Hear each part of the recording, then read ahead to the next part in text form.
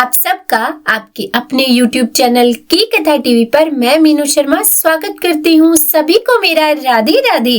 देखिए, मार्गशीर्ष मास के कृष्ण पक्ष की एकादशी उत्पन्ना एकादशी के नाम से जानी जाती है। कहते हैं कि इसी दिन माँ एकादशी का जन्म हुआ था और इस दिन से ही एकादशी व्रत की शुरुआत हुई थी। तो आज की इस वीडियो में आप सुनेंगे उत्पन्ना एकादशी की संपूर्ण व्रत कथा। तो देखिए, इस बार यह उत्पन्ना एकादशी का व्रत 15 नवंबर शनिवार को रखा जाएगा और इसका पारण अगले दिन 16 नवंबर को दोपहर 1:10 से लेकर 3:18 के बीच किया जाएगा, क्योंकि इससे पहले हरिवासर का समय होगा। तो चलिए अब शुरू करते हैं उत्पन्ना एकादशी व्रत कथा। तो बोलिए प्रेम से भगवान विष्णु की जय। एक समय श्री सूत जी महाराज ने शौनक आदि 88,000 ऋषियों के आग्रह पर उत्पन्ना एकादशी का महात्म्य सुनाते हुए कहा कि हे मुनिवरों, इस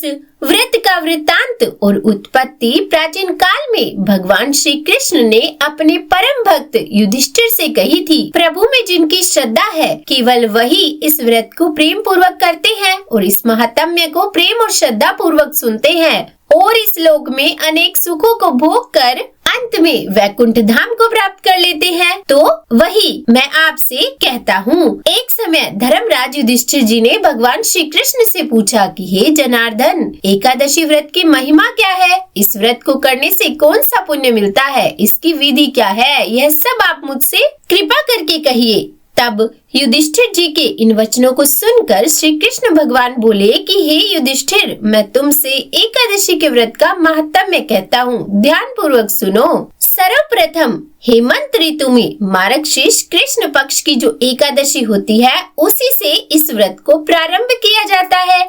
दशमी को सायंकाल भोजन के बाद अच्छे प्रकार से दातुन करें, ताकि अन्न का अंश मुंह में ना रह जाए। रात्रि को भोजन कदापि न करें, न अधिक बोलें और एकादशी के दिन प्रातः काल 4 बजे उठकर सबसे पहले अपने व्रत का संकल्प करें। उसके पश्चात शौच आदि से निवृत्त होकर शुद्ध जल से स्नान करें और हाँ, स्नान करने से पहले तुलसी जी की जड़ की थोड़ी सी मिट्टी शरीर पर लेप लगाकर उसके बाद स्नान करना चाहिए और फिर स्नान के पश्चात धूप दीप नैवेद्य आदि 16 चीजों से भगवान का पूजन करे और रात्रि को दीपदान करे।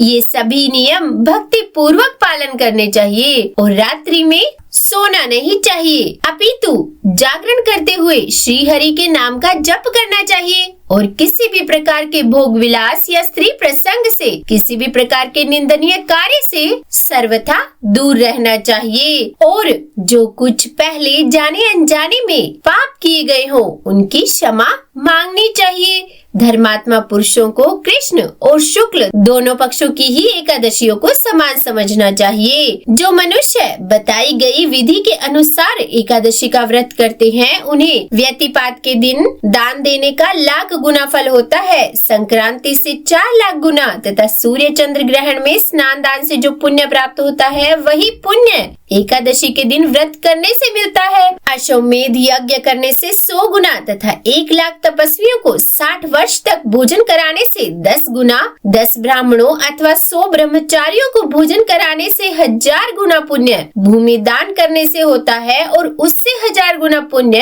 कन्यादान से प्राप्त होता है और उससे भी 10 गुना पुण्य विद्या दान करने से होता है और विद्या दान से 10 गुना पुण्य भूखे को भोजन कराने से होता है। अन्नदान के समान इस संसार में कोई ऐसा कार्य नहीं जिससे देवता और पितृ दोनों तृप्त होते हो, परंतु एकादशी के व्रत का पुण्य सबसे अधिक होता है।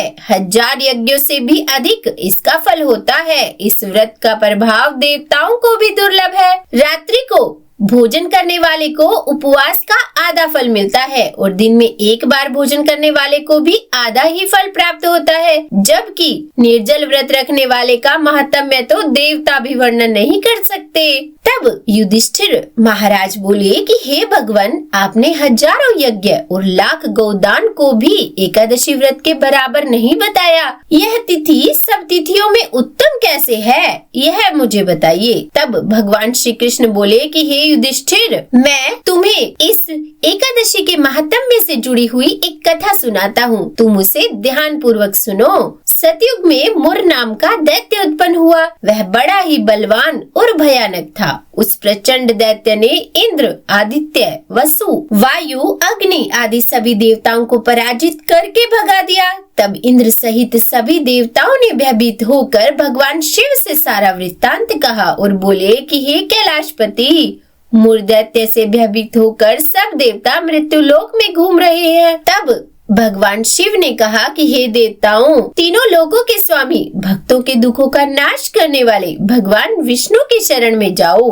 वे ही तुम्हारे दुखों को दूर कर सकते हैं। तब भगवान शिव के ऐसे वचन सुनकर सभी देवता क्षीर सागर में पहुँचे। वहाँ भगवान को शयन करते देख हाथ जोड़कर उनकी स्तुति करने लगे और कहने लगे कि हे देवताओं द्वारा स्तुति करने योग्य प्रभु, आपको बारंबार नमस्कार है। देवताओं की रक्षा करने वाले मधुसूदन, आपको नमस्कार है। आप हमारी रक्षा करें। दैत्यों से भयभीत होकर हम सब आपकी शरण में आए हैं। आप इस संसार के कर्ता, माता पिता, उत्पत्ति और पालन करता और संहार करने वाले हैं। सबको शांति प्रदान करने वाले हैं। आकाश और पाताल भी आप ही हैं। सबके पितामह ब्रह्मा, सूर्य, चंद्र, अग्नि, सामग्री, होम, आहुति, मंत्र, तप, जप, यजमान, यज्ञ, कर्म, कर्ता, भोक्ता भी आप ही है। आप सर्वव्यापक है। आपके सिवा तीनों लोकों में चर तथा अचर कुछ भी नहीं है। हे भगवान, दैत्यों ने हमको जीत कर स्वर्ग से भ्रष्ट कर दिया है और हम सब देवता इधर उधर भागे भागे फिर रहे हैं।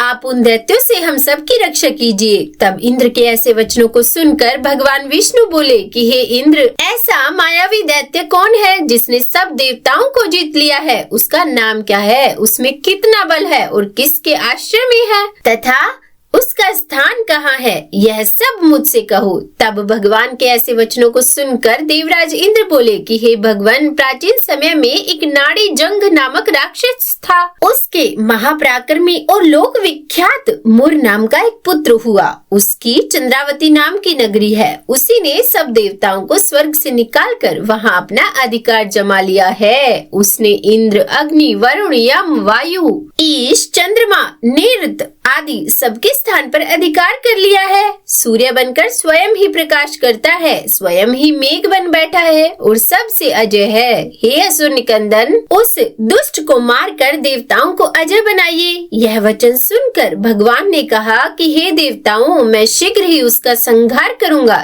तुम चंद्रावती नगरी जाओ। इस प्रकार कहकर भगवान सहित सभी देवताओं ने चंद्रावती नगरी की ओर प्रस्थान किया। उस समय दैत्य मुर सेना सहित युद्ध भूमि में गरज रहा था। उसकी भयानक गर्जना सुनकर सभी देवता भय के मारे चारों दिशाओं में भागने लगे। जब स्वयं भगवान रणभूमि में आए तो दैत्य उन पर भी अस्त्र शस्त्र आयुध लेकर दौड़े। भगवान ने उन्हें सर्प के समान अपने बाणों से बींध डाला। बहुत से दैत्य मारे गए, केवल दैत्य मुर बचा रहा। वह अविचल भाव से भगवान के साथ युद्ध करता रहा। भगवान जो भी तीक्ष्ण बाण चलाते वह उसके लिए पुष्प सिद्ध होता। उसका शरीर छिन्न भिन्न हो गया, किंतु वह फिर भी युद्ध करता रहा। दोनों के बीच मल्ल युद्ध भी हुआ। 10,000 वर्ष तक उनका युद्ध चलता रहा, किंतु मुर नहीं हारा। थक कर भगवान बद्रिकाश्रम चले गए। वहाँ हेमवती नामक एक सुंदर गुफा थी। उसमें विश्राम करने के लिए भगवान उसके अंदर प्रवेश कर गए। यह गुफा 12 योजन लंबी थी और उसका एक ही द्वार था। विष्णु भगवान वहाँ योग निद्रा की गोद में सो गए। दैत्य मुर भी पीछे पीछे आ गया और भगवान को सोया देखकर मारने को उद्यत हुआ। तभी भगवान के शरीर से उज्जवल कांतिमय रूप वाली देवी प्रकट हुई। वह देवी राक्षस को ललकार कर उससे युद्ध करने लगी। उस देवी को देखकर राक्षस को आश्चर्य हुआ और वह यह सोचने लगा कि ऐसी दिव्य देवी कहाँ से उत्पन्न हो गई, और फिर वह असुर उस देवी से लगातार युद्ध करता रहा। कुछ समय बीतने पर उस देवी ने क्रोध में आकर उस दैत्य के अस्त्र शस्त्रों के टुकड़े टुकड़े कर दिए और उसका रथ तोड़ डाला। अब तो उस दैत्य को बड़ा ही क्रोध आया और वह सारी मर्यादाएं भंग करके उस देवी से मल्ल युद्ध करने लगा। उस तेजस्वी देवी ने उसे धक्का मारकर मूर्छित कर दिया। उसकी मूर्छा टूटने से पहले ही उन्होंने उसका सिर काट कर धड़ से अलग कर दिया और सिर कटते ही वह असुर धरती पर गिरकर मृत्यु को प्राप्त हुआ। बाकी बचे हुए असुर भी अपने राजा का ऐसा दुखद अंत देखकर भयभीत होकर पाताल लोक में भाग गए। उधर भगवान विष्णु जब निद्रा से जागे तब उस असुर को मरा हुआ देखकर उन्हें घोर आश्चर्य हुआ और वे सोचने लगे कि इस महाबली को किसने मार डाला। तब वह तेजस्वी देवी श्रीहरि से हाथ जोड़कर कहने लगी कि हे प्रभु, हे जगदीश्वर, यह असुर आपको मारने को तत्पर था। तब मैंने आपके शरीर से उत्पन्न होकर इस असुर का वध कर डाला है। उस देवी की बातों को सुनकर भगवान बोले कि हे देवी, तुमने इस असुर को मारा है, इसीलिए मैं तुम पर अत्यंत प्रसन्न हूँ। इसे मारकर तुमने तीनों लोकों के देवताओं को कष्टों से दूर किया है, इसीलिए आज तुम अपनी इच्छा अनुसार वरदान मांग लो, मैं तुम्हारी हर इच्छा को पूर्ण करूँगा। तब भगवान की बात सुनकर वह देवी बोली कि हे प्रभु, मुझे यह वरदान दीजिए कि जो भी मनुष्य या देव मेरा व्रत करे, मेरा ध्यान करे, उसके सभी पाप तुरंत ही नष्ट हो जाए और अंत में उसे स्वर्ग लोक की प्राप्ति हो जाए। मेरे व्रत का आधा फल व्रती को मिले और उसका आधा फल एक समय भोजन करने वाले को मिले। जो श्रद्धालु भक्त भक्ति पूर्वक मेरे इस व्रत को करे, वे निश्चय ही वैकुंठ लोक को प्राप्त करे। हे प्रभु, जो मनुष्य मेरे व्रत में दिनों रात्रि को केवल एक समय ही फलाहार करे, वह धन धान्य से भरपूर रहे। कृपा करके हे प्रभु, मुझे ऐसा वरदान दीजिए। तब भगवान श्री हरि कहने लगे कि हे देवी, ऐसा ही होगा। मेरे और तुम्हारे भक्त एक ही होंगे और अंत में संसार में प्रसिद्धि को प्राप्त कर वे मेरे लोक को प्राप्त होंगे। हे कल्याणी, क्योंकि तुम एकादशी को पैदा हुई हो, इसीलिए तुम्हारा नाम भी एकादशी हुआ, और क्योंकि तुम मेरे अंश से उत्पन्न हुई हो, इसीलिए इस संसार में तुम उत्पन्ना एकादशी के नाम से जानी जाओगी। जो मनुष्य इस दिन व्रत रखेंगे, उनके सभी पाप जड़ सहित नष्ट हो जाएंगे। तुम अब मेरे लिए तीज, अष्टमी, नवमी और 14 से भी अधिक प्रिय हो गई हो। तुम्हारे व्रत का फल सभी तीर्थों के फल से भी महान होगा। यह बात मैं एकदम सत्य कहता हूँ, इसमें तनिक भी संदेह नहीं है। और फिर ऐसा कहकर श्री हरि उसी स्थान पर अंतर ध्यान हो गए। भगवान श्री कृष्ण कहने लगे कि हे धर्मराज, एकादशी के व्रत का फल सभी व्रतों